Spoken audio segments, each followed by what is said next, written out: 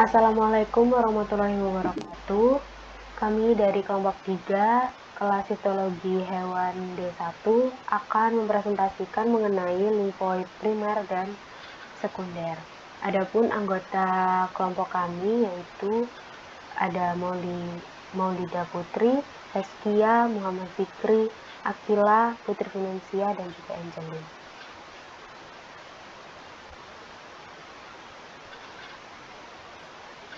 Adapun isi dari presentasi yang akan kami sampaikan yaitu yang pertama definisi dari limfoid primer, kemudian limfoid sekunder dan limfosit, kemudian mengenai proses maturasi limfosit dan juga apa itu self dan non-self antigen.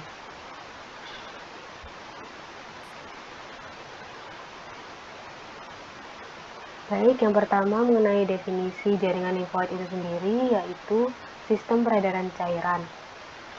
Suatu cairan yang biasa disebut cairan limfa mengalir pada pembuluh limfatik dan sumsum tulang. Cairan akan tersaring dan keluar melalui pembuluh limfatik. Kandungan pada cairan ini sama dengan cairan interstisial. Cairan ini mentransfer lipid dan mengatur sistem imun. Jaringan ini juga terbagi atas limfoid primer dan juga limfoid sekunder.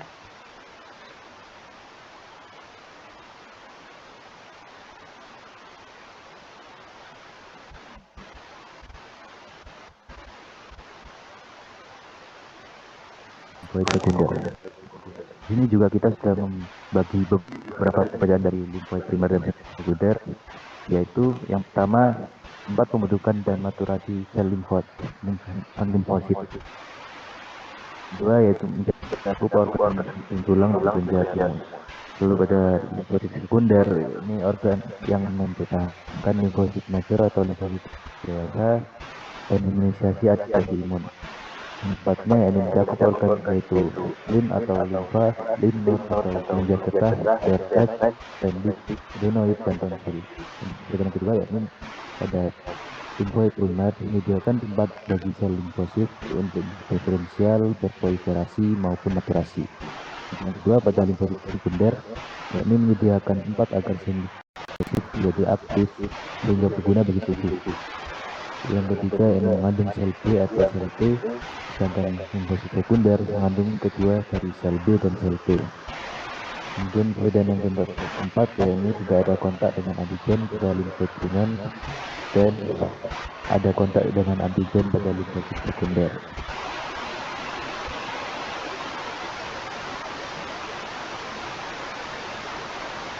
Selanjutnya yaitu maturasi sel limfosit.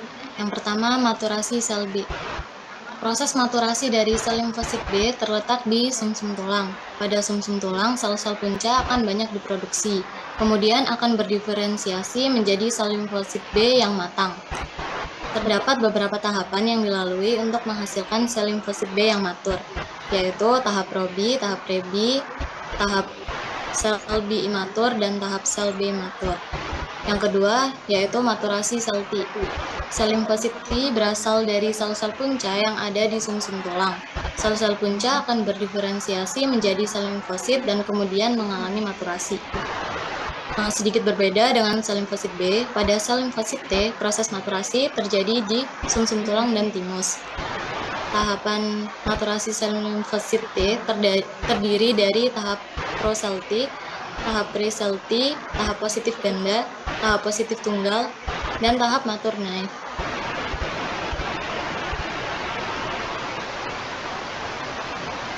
Pada maturasi atau pendewasaan dari sel limfosit ini, seperti yang sudah dijelaskan tadi, terdapat beberapa tahap, yaitu tahap probi, matur sel B dan matur sel B. Pada tahap probi ini terdapat diferensiasi sel punca menjadi sel limfosit B. Tahap ini merupakan pembentukan penanda permukaan sel berupa CD19 dan CD10.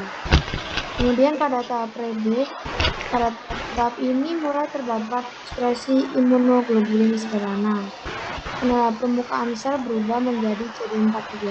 Kemudian pada tahap imatur sel B, molekul imunoglobulin yang terbentuk tidak lagi sederhana, namun sudah berdiferensiasi menjadi IgM dengan tahap berlangsungnya proses rekombinasi gen-gen imunoglobulin.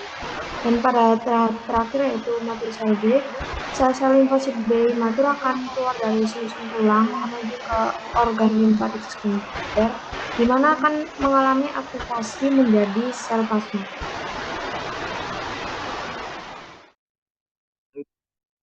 Saya akan menjelaskan tentang maturasi limfosit T sel. Pada tahap pertama yaitu proti. Pada tahap ini, sel puncak akan berpindah ke jaringan limfoid primer. Sel proti ini banyak ditemukan di korteks dan belum tertandai sebagai limfosit.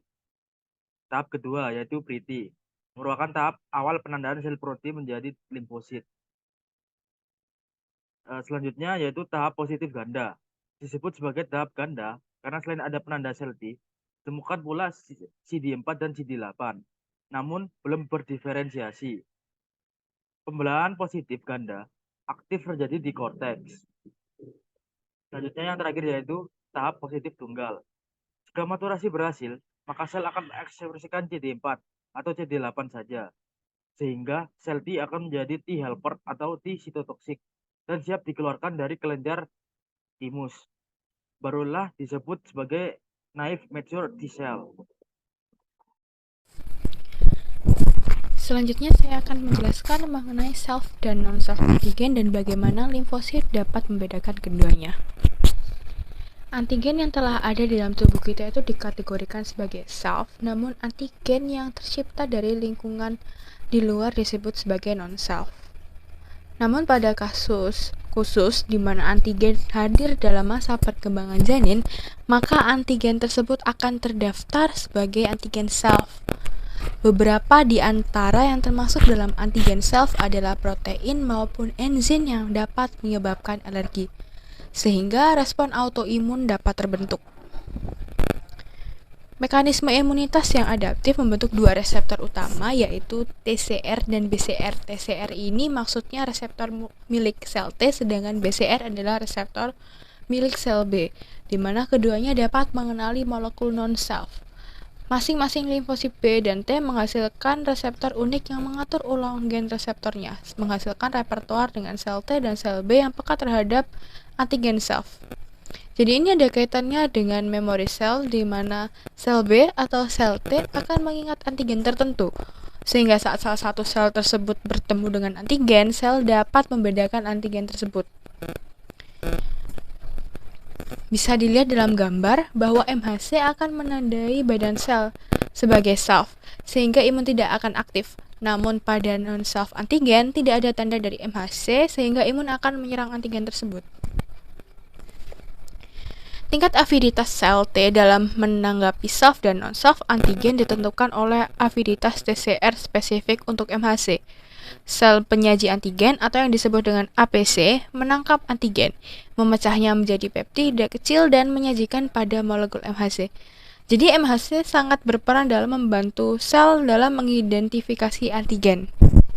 Kemampuan membedakan self dengan non-self pada jaringan periferal itu dicapai dengan cara downregulation aviditas sel T.